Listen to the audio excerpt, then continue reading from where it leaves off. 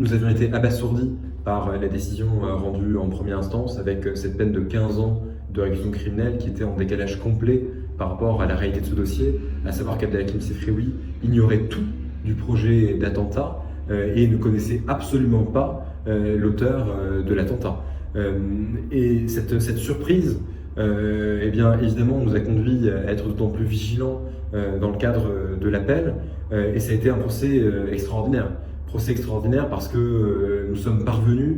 par le biais de la défense que nous avons mis en place, à créer des espaces, à créer aussi des moments d'audience qui ont permis en fait de pouvoir mesurer les limites de la justice antiterroriste. Sauf que malheureusement, ces espaces, cette part qui a été accordée à la défense ne s'est pas suivie du résultat que nous attendions, qui était le seul résultat pour nous envisageable, à savoir l'acquittement d'Abdelhakim Sefrioui. Mais en revanche, on a vu en fait un processus qui nous a conforté en fait dans notre analyse du caractère éminemment politique des faits qui sont reprochés à Abdelhakim Sefrioui. Pourquoi? Parce qu'on a vu notamment un ministère public réclamer une peine supérieure à l'encontre d'Abdelhakim Sefrioui par rapport à des accusés qui étaient poursuivis pour des faits de complicité, autrement dit, qui étaient au plus proche de la matérialité des faits. Et surtout, avec des réquisitions d'une peine de 20 ans de réclusion criminelle, soit 7 ans de plus que la peine qui avait été réclamée en première instance, sans même se donner la peine d'expliquer les raisons pour lesquelles cette peine était portée à 20 ans. La décision qui a été rendue par la juridiction apparaît en fait relativement équilibrée, mais relativement en fait équilibrée pour la totalité des accusés, à l'exception d'Abdelhakim Sefrioui, parce que vous avez notamment eu 2 accusés contre lesquels la peine, en tout cas, fait suite à une requalification des faits, puisque le caractère terroriste n'a pas été reconnu pour les 2 personnes qui étaient poursuivies pour des faits de complicité, et la peine à l'encontre de Brahim China a été réduite de plusieurs années. La seule peine aujourd'hui qui est conservée, c'est la peine à l'encontre d'Abdelhakim Sefrioui, et en réalité, on comprend bien que c'est par sa condamnation, et sa condamnation à 15 ans de réclusion criminelle, que la symbolique de ce procès est conservée et que le sens de ce procès est conservé. Et en réalité, c'est sa condamnation qui permet aujourd'hui à cette justice de ne pas être confrontée à ce qui s'apparente à un véritable fiasco judiciaire. Fiasco judiciaire parce que vous avez des accusés dont la peine a été réduite de 10 ans, ce qui montre bien que les poursuites, dès le départ, étaient mal ficelées. Mais on ne comprend pas pourquoi est-ce que cette reconnaissance du caractère mal ficelé des poursuites ne vaut pas pour la totalité des accusés. Aujourd'hui, nous avons formé un pourvoi en cassation qui est essentiellement articulé autour de 2 axes. Le premier axe, c'est la définition parfaitement inédite de l'association de malfaiteurs terroristes dans ce dossier. Il n'est pas question en fait d'une nouvelle extension de cette infraction, il est question d'une redéfinition pleine et entière. Redéfinition pleine et entière parce que déjà,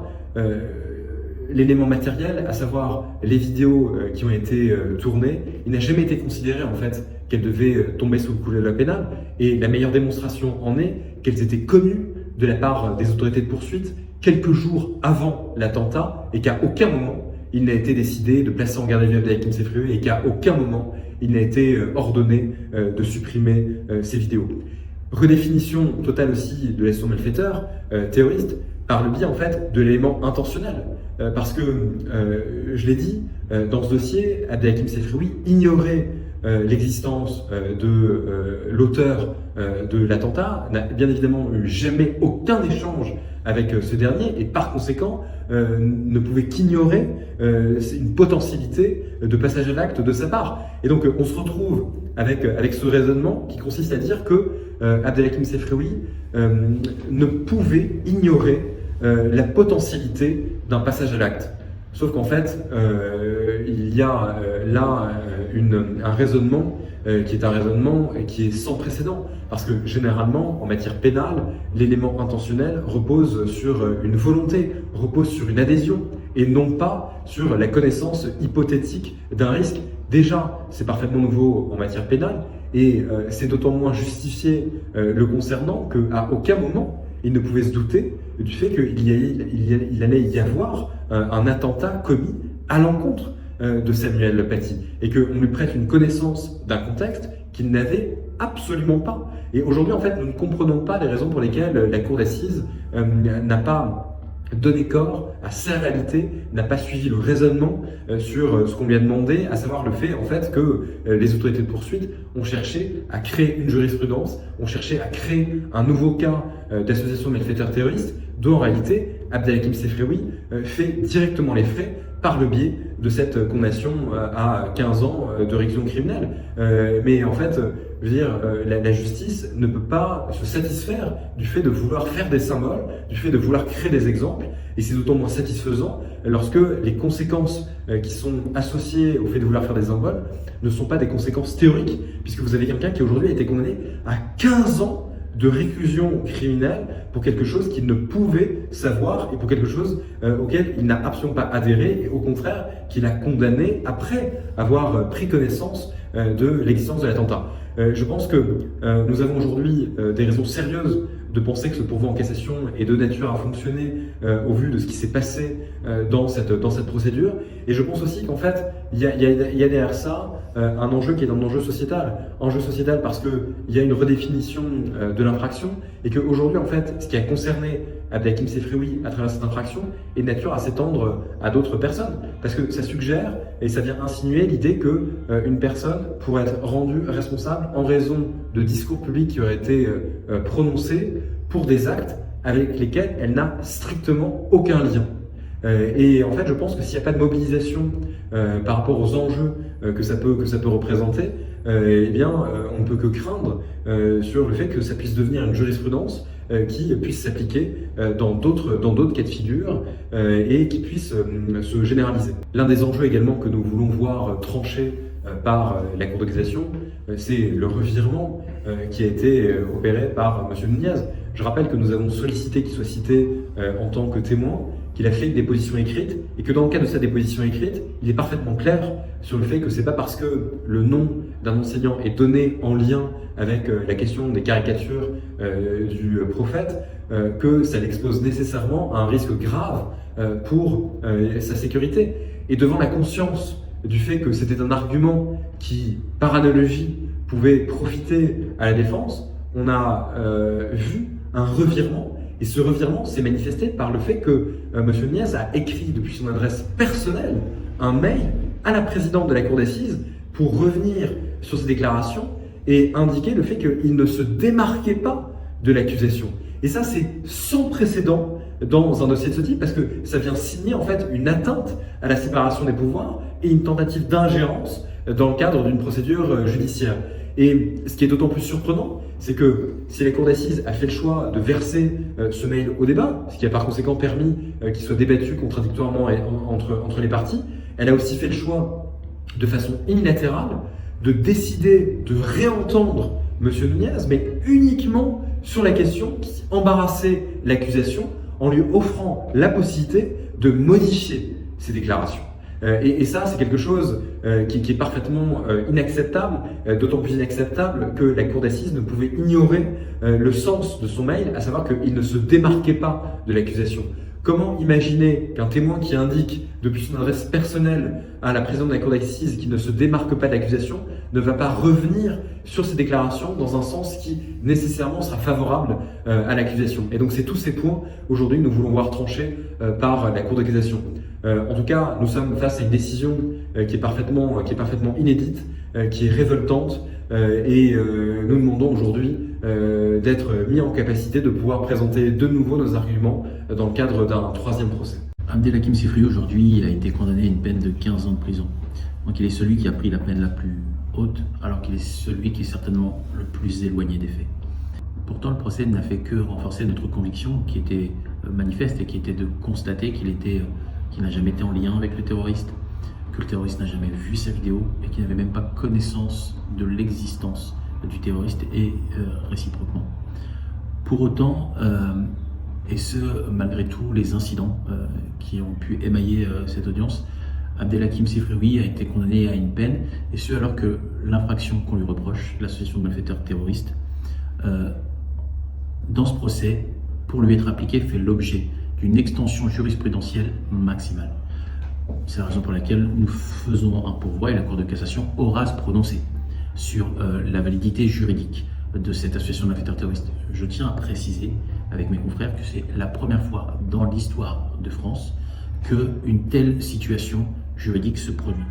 Et avec ce genre de raisonnement, vous pouvez avoir n'importe qui, de par des mécanismes juridiques qui n'existent pas, comme l'enchaînement causal en droit pénal, qui sont pourtant évoqués, comme la fatwa numérique, comme l'association de fait, qui sont des concepts qui n'existent pas en droit pénal et qui sont ni plus ni moins des concepts qui visent à masquer la carence de la démonstration judiciaire et juridique et qui sont, si je devais résumer, l'équivalent à peu près de l'effet papillon. Donc si on venait à appliquer ce fonctionnement et ce raisonnement juridique dans toutes les infractions, eh bien vous pourrez avoir à ce moment-là, on pourrait remonter à des responsabilités pour tout le monde. Et pourtant, le code pénal dit autre chose. Nul n'est pénalement responsable que de son propre fait. Avec l'institution de cette nouvelle infraction de l'association de malfaiteurs terroristes étendue à ce point, ça veut dire qu'on peut être responsable pénalement de faits que causent d'autres personnes dont nous ne sommes même pas informés, dont nous ne sommes même pas au courant. Et là, ça devient extrêmement dangereux. Et donc, c'est le sentiment que nous avons, et puis c'est le sentiment qu'ont eu, y compris beaucoup de parties au procès, y compris des avocats de la défense, qui ont tous noté et qui savaient tous délibérément que celui que l'on voulait formellement condamner était Abdelhakim Sefrioui, quand bien même ce dernier était le plus éloigné des faits. Et je trouve cela malsain, qu'aujourd'hui, pour vous condamner, alors que on devrait normalement se concentrer sur les faits et rien que les faits, eh bien on se concentre sur votre passé, on se concentre sur votre passé militant notamment, savoir si vous avez milité pour telle ou telle cause, parfois en remontant à plusieurs dizaines d'années. Donc je trouve que c'est un mécanisme démocratique extrêmement dangereux, judiciaire extrêmement dangereux, et en réalité, acquitter Abdelhakim Sefrioui aujourd'hui, c'est une question de droit, tout simplement. On peut, et nous ne le reprochons pas, on peut avoir des réserves morales à l'endroit d'Abdelhakim Sefrioui. Chacun pense ce qu'il veut d'Abdelhakim Sefrioui, mais le droit c'est autre chose. Le droit c'est autre chose. Et aujourd'hui, une responsabilité pénale n'est pas, jusqu'à preuve du contraire, une responsabilité morale. Et donc pour toutes ces raisons, nous nous battons pour qu'Abdelhakim Sefrioui puisse être acquitté. Nous avons toujours bon espoir qu'il puisse être acquitté et nous considérons que ce jugement d'appel, cet arrêt en appel n'est qu'une étape pour que la Cour de cassation tranche finalement sur le droit et rien que le droit, et qu'elle puisse, un, prouver, casser cet arrêt, premièrement juridiquement, et deux, confirmer par là même l'innocence d'Abdelhakim Sefrioui. Ce procès a été exceptionnel. La défense a réussi à créer les conditions d'une écoute particulière, assez inhabituelle devant une cour d'assises antiterroriste, et a fortiori en appel. Il s'est agi d'une défense collective, pas simplement les 4 avocats de M. Sefrioui, Colomba Grossi, Wadi El Amamouchi, Vincent Bringard et moi-même, mais collective en ce sens que notre défense a donné une forme d'impulsion offensive aux autres avocats des autres accusés aussi, ce qui a renforcé l'effet défense collective. Et tout ceci a permis d'aller vers un verdict qui ne nous satisfait pas concernant Abdelhakim Sefrioui, mais qui, concernant 3 des 4 accusés, a entraîné des baisses de peine spectaculaires pour 2 d'entre eux, Boudaoud et Psirkanov, qui vont sortir très bientôt. Ils ont eu 10 ans moins de prison que ce que voulait le parquet et que ce qu'avait décidé la précédente cour d'assises. Et puis M. Chnina a eu 3 ans de moins parce qu'il a adopté une forme de mea culpa. Mais enfin, tout ceci ne change rien au fait que, concernant Abdelhakim Sefrioui, les 15 ans de prison qu'il avait pris en première instance ont été réitérés, confirmés. Alors bien évidemment, l'ensemble du verdict est plutôt une gifle pour l'accusation, qui voit les peines concernant 3 des accusés être terriblement inférieures, milieu inférieur à ces réquisitions, et même d'ailleurs concernant M. Sefrioui, puisque le parquet voulait 20 ans, monter à 20 ans, mais on ne se satisfait pas des 15 ans, évidemment, qui ont été prononcés contre Abdelhakim Sefrioui pour association de malfaiteurs prétendument terroristes, puisque ce que nous plaidions, c'était l'acquittement. Et nous l'avons évidemment pas eu. Et on voulait l'acquittement et rien d'autre, pour un motif bien simple, c'est qu'il n'est pas coupable d'association de malfaiteurs terroristes, qui est une infraction normalement intentionnelle et dont cette jurisprudence, que nous critiquerons devant la Cour de cassation, comme nous l'avons vu, dont cette jurisprudence veut faire une infraction non intentionnelle. C'est-à-dire qu'on peut être considéré comme un terroriste parce qu'on a exprimé une opinion militante sur un sujet intéressant, simplement parce que la personne aurait dû avoir conscience d'un contexte, d'un djihadisme d'atmosphère, comme disent certains, le djihadisme d'atmosphère, un contexte terroriste créant une forme de risque dont chaque militant, chaque citoyen, nous-mêmes, devrions avoir conscience quand on exprime une parole en partie publique. Voilà, donc on transforme ce qui s'apparente à du militantisme en réalité, parfois maladroit, hein, il s'agit de le reconnaître, mais une maladresse n'est pas un crime, pour transformer cela en peine criminelle par la destruction de la vie d'un homme en le condamnant à 15 ans à l'âge de M. Sefrioui. D'ailleurs, peu importe l'âge, 15 ans de réclusion criminelle, c'est une peine spectaculaire. Alors, comment les juges ont pu juger ainsi? Ils jugent ainsi sous une forme concernant M. Sefrioui, qui était la cible des juges. Et bien simplement, qu'est-ce qu'ils font? Ils lui font payer en fait un parcours militant. Ils viennent condamner en réalité un parcours militant qui n'a jamais pu être remis en cause jusqu'à présent. M. Sefrioui a un casier vierge, c'est un militant pro-palestinien, mais aussi pour les droits civiques des musulmans, et son parcours est limpide, sans condamnation, sans casier judiciaire, sans infraction aux manifestations. Il en a organisé des centaines dans des conditions parfaitement régulières, notamment pour la Palestine, d'autres sujets parfois, et jamais son comportement militant n'a fait l'objet de poursuites judiciaires qui auraient prospéré, ou jamais il n'a été condamné pour ça, pas pour aucune incitation à la haine ou à la violence, jamais condamné pénalement. Donc c'est a posteriori, grâce à cette décision inique de sa condamnation, qu'on vient finalement lui faire payer un parcours militant en faisant la figure centrale de cette affaire, alors que, comme l'ont dit mes confrères, en réalité, il est le plus éloigné des faits par rapport à Boudaoud et Tsirkanov qui étaient dans la voiture et avec Anzorov, le tueur, par rapport à M. Chnina qui a lancé la polémique, le premier sur WhatsApp, Facebook, qui a fait la première vidéo, qui a été vue, elle, alors que celle de M. Sefrioui n'a jamais été vue, lui qui est intervenu dans un second temps, et avec beaucoup plus de recul, eh bien, paradoxalement, c'est celui qui est le plus éloigné qui paye le plus cher. Et ce qu'il paye en réalité, ce n'est pas les actes qu'il a commis dans le cadre de cette affaire, parce que si on retenait que ces actes, c'est l'acquittement. Donc il faut, pour caractériser une prétendue intention terroriste totalement fictive, il faut aller chercher cette intention dans la sphère de son passé militant, pourtant légal, pourtant licite, pourtant respectueux des institutions de la République, disait la Cour d'appel il y a encore, à peine 16 mois avant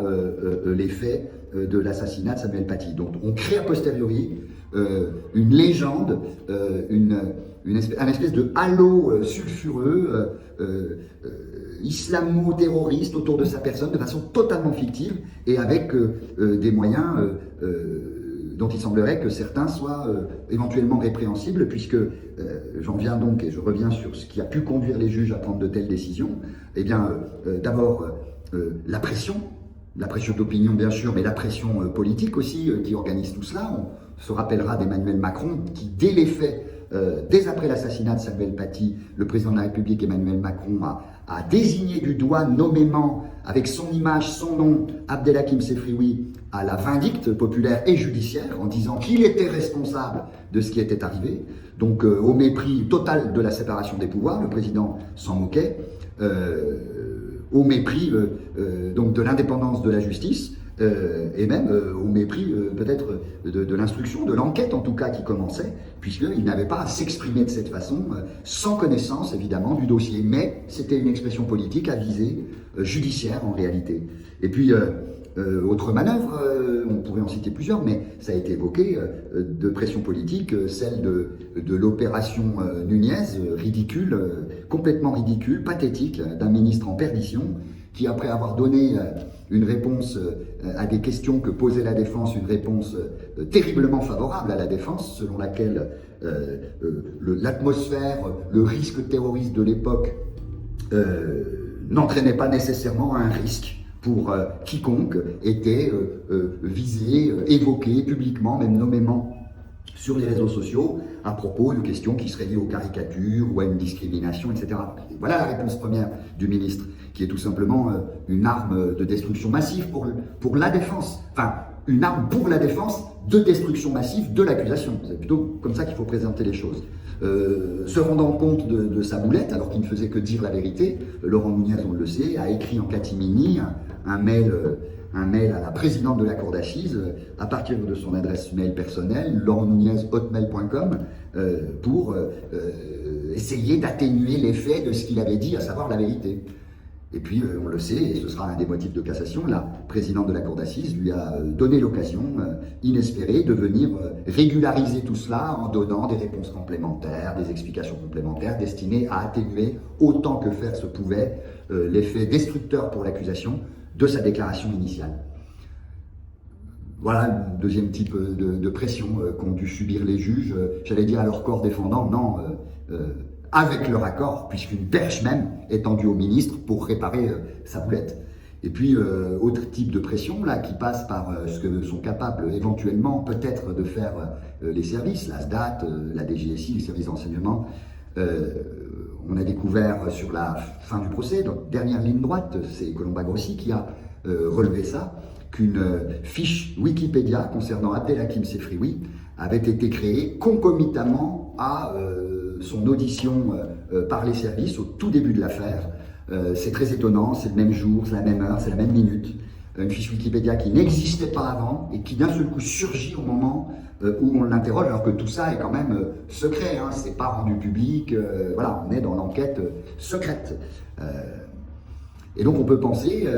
on imagine, mais on suppute, on va dire les choses comme ça, que les services, DGSI ou SDAT, ont manifestement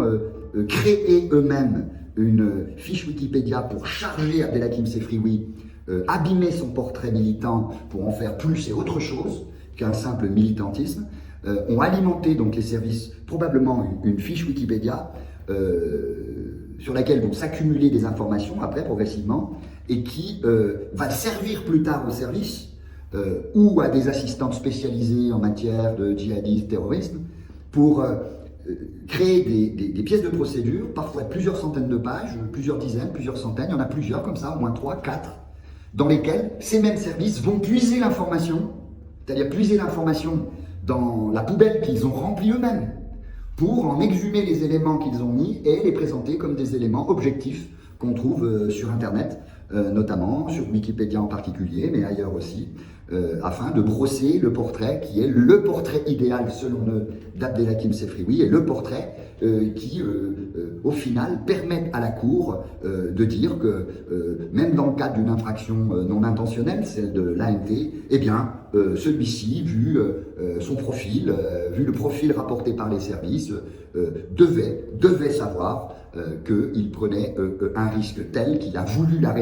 réalisation de ce risque en participant à cette polémique sur le cours de M. Paty, alors que bien évidemment c'était une polémique à laquelle il a participé très en retrait, très en recul, on le sait, et à contre-temps par rapport à M. Chdina, et en tout cas polémique dans laquelle il s'est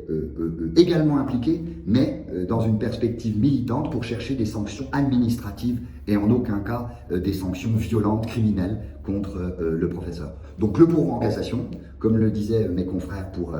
un troisième procès, dans le cadre duquel, on l'espère, nous pourrons réitérer, développer nos arguments et aller plus loin que jusqu'où a été ce dernier verdict du deuxième procès, qui a été extrêmement bénéfique pour deux des accusés, légèrement pour le troisième, pas du tout pour nous, et ce qu'on souhaite c'est faire un pas de plus vers une décision de justice, la seule acceptable, celle d'un acquittement de M. Sefrioui. Je vous remercie.